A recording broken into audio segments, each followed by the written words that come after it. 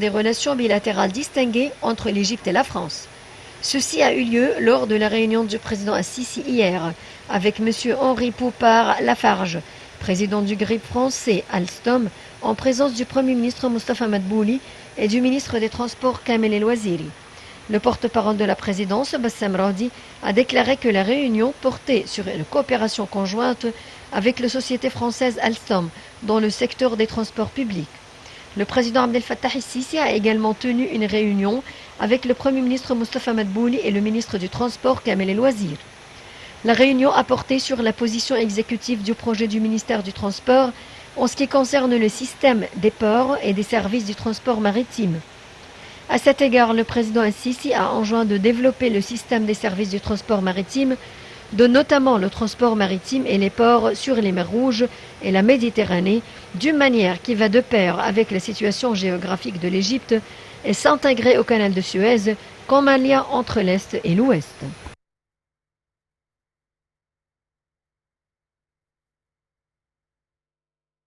Et pour nous donner plus d'éclaircissements, nous avons le plaisir d'avoir en ligne Dr Passan Fahmi, experte en économie. Dr Passan Fahmi, bonjour et bienvenue avec nous. Bonjour madame. Nous avons des relations très distinguées avec la France, un échange au niveau culturel, au niveau économique, commercial, technologique, militaire et autres. On aimerait en savoir plus sur les détails de ce qui s'est déroulé durant la réunion du chef de l'État avec le responsable d'Alstom.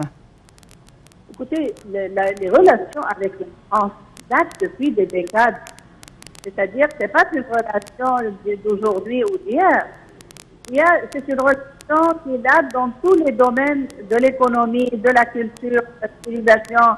On a des relations très solides avec la France. Si on parle par exemple dans le domaine de la technologie, le domaine de la culture, de l'éducation, les domaines de l'investissement, par exemple dans le domaine de la santé. Alors, ce sont des relations qui datent depuis des décades, depuis, comme on appelle, le canal de Suez. Et avant ça aussi, c'est une relation très importante. La France est un grand pays. Non seulement ils ont des investissements en Égypte, mais aussi l'Égypte peut être prise comme une base pour les investissements et l'entrée vers l'Afrique et aussi dans les activités régionales. Alors ça, c'est une visite très importante. Et aussi, Monsieur le Président, il cherche toujours à avoir des relations avec tous les pays, les grands pays, si vous voulez, et même les petits pays. Mais la France aussi, on a des relations très solides dans le domaine militaire, dans le domaine aussi de l'éducation, qui est très important, des recherches en ce qui concerne la recherche culturelle et historique. Alors, ça, c'est une visite excessivement importante. Inch'Allah, nous allons entendre dans le... Oui. Quels sont les points forts de nos relations économiques avec la France? L'économie, c'est-à-dire dans le domaine de l'agriculture, c'est très important. Aussi, dans le domaine de l'industrie, très important. Surtout les industries médicaux. Il y a aussi le domaine l'infrastructure très importante, moyens de transport. Tout ça, ce sont des secteurs de l'économie. Et je voudrais mentionner ici le secteur touristique. Ça, c'est très important pour les Égyptiennes.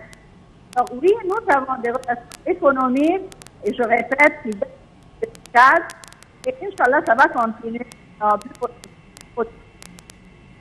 Oui. Docteur Passan Fahmi, vous êtes experte en économie. Merci d'avoir été avec nous aujourd'hui. Merci.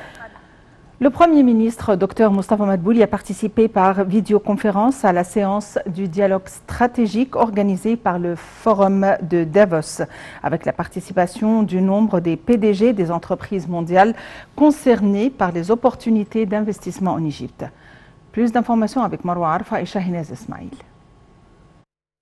Le Premier ministre Dr Mostafa Madbouli a participé par vidéoconférence à la séance de dialogue stratégique organisée par le Forum de Davos, avec la participation de nombre de PDG des entreprises mondiales concernées par les opportunités d'investissement en Égypte. Ayant pris part également le chef de la diplomatie égyptienne Sameh Choukri et la ministre de la coopération internationale Dr Rania Al-Machant. Le Premier ministre a commencé par souligner que ce dialogue stratégique incarne l'esprit de coopération qui caractérise les relations entre l'Égypte et le Forum de Davos, affirmant l'intérêt de l'Égypte à poursuivre l'amélioration de l'attractivité du climat pour les investissements étrangers pour contribuer au processus de développement économique en Égypte dans le cadre des partenariats avec les grandes entreprises mondiales. Dr Madbouli a poursuivi en indiquant que l'Égypte a récemment connu un élan typique dans les différents secteurs économiques et de développement, ce qui reflète la forte volonté de l'État de réaliser le développement durable via la vision de l'Égypte 2030. Cela reflète également le succès réalisé par l'Égypte dans les programmes de réforme économique adoptés, ainsi que son succès à établir une infrastructure législative et institutionnelle pour attirer davantage d'investissements étrangers dans les différents secteurs prioritaires de l'économie nationale. Dr Madbouli a affirmé que ces mesures se sont positivement reflétées sur l'économie nationale, qui a gagné la confiance des grandes institutions financières internationales qui ont jugé que l'économie égyptienne est la seule dans la région à avoir réalisé des taux de croissance positifs, ce qui a permis à l'Égypte de réussir à demeurer le plus grand récepteur d'investissements directs étrangers en Afrique.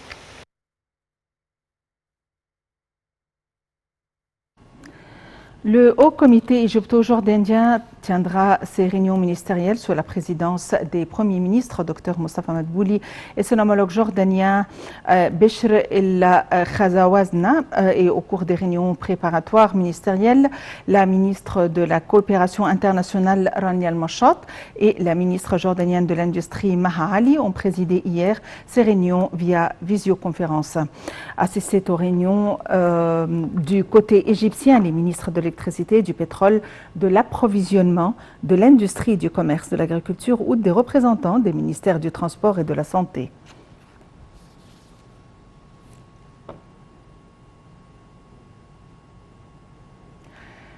La journée mondiale de l'eau, en cette occasion, le ministre des Ressources hydrauliques et de l'irrigation, Dr Mohamed Abdelati, a indiqué que le secteur de l'eau fait face à de nombreux défis, soit au niveau mondial ou au niveau local. Parmi ces défis figurent, selon le ministre, le changement climatique, la croissance démographique, les travaux de développement qui ont fait augmenter la demande de l'eau. Dr Abdelati a souligné que le barrage de la Renaissance et ses répercussions sur l'eau du Nil font part de ces grands défis qu'affronte l'Égypte, en particulier à cause des mesures unilatérales que prend l'Éthiopie. Évoquant les géants projets nationaux qui visent à rationaliser l'usage de l'eau, le ministre a affirmé que l'État continuait à mettre en place le projet national de développement des canaux d'irrigation. Selon le ministre, ce projet a pour but d'améliorer la gestion et la distribution de l'eau et d'acheminer l'eau vers la fin des canaux.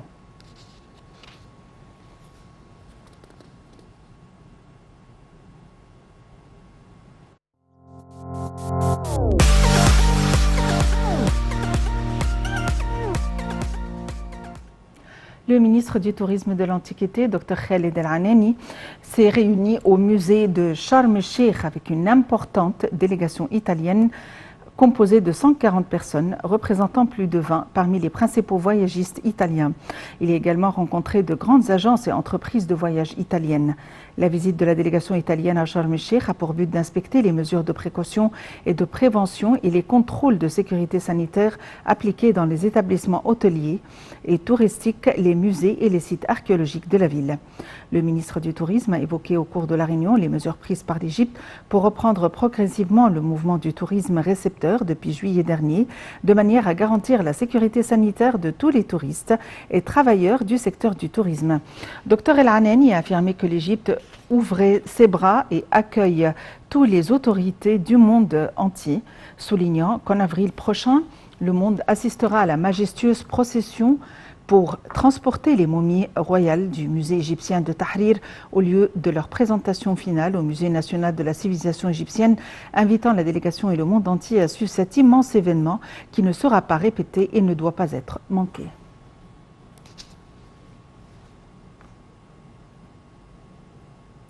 La ministre de la Santé et de la Population, Dr Hala Zaïd, a annoncé que l'Égypte a reçu 300 000 doses du vaccin chinois Sinopharm, tout en affirmant que cette démarche confirmait la profondeur des relations distinguées entre l'Égypte et la Chine. Zaïd a indiqué que l'Égypte recevra plus de vaccins à la fin du mois courant selon le protocole de l'Alliance internationale pour les vaccins. La ministre de la Santé s'exprimait lors d'une conférence de presse conjointe avec l'ambassadeur chinois au Caire. Elle a ajouté que l'Égypte collaborait avec le côté chinois pour la production du vaccin Sinopharm et qu'un accord sera signé au cours de mars pour sa production en Égypte et sa distribution au continent africain. L'ambassadeur chinois au Caire a pour sa part mis l'accent sur les relations égypto-chinoises étroites, tout en soulignant que la Chine œuvrait à garantir la distribution équitable de son vaccin anti-Covid-19 en collaboration avec l'Alliance internationale pour les vaccins.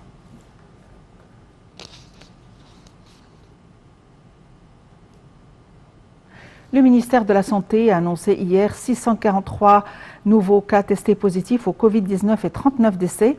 Le ministère de la Santé a toutefois déclaré que le nombre total des cas guéris du Covid-19 a dépassé plus de 150 000 cas.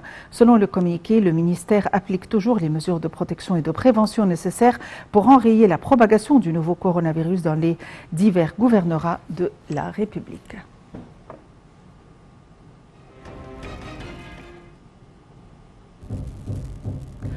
Fin de cette édition quotidienne de Midi au Caire. Merci de l'avoir suivi. À la prochaine.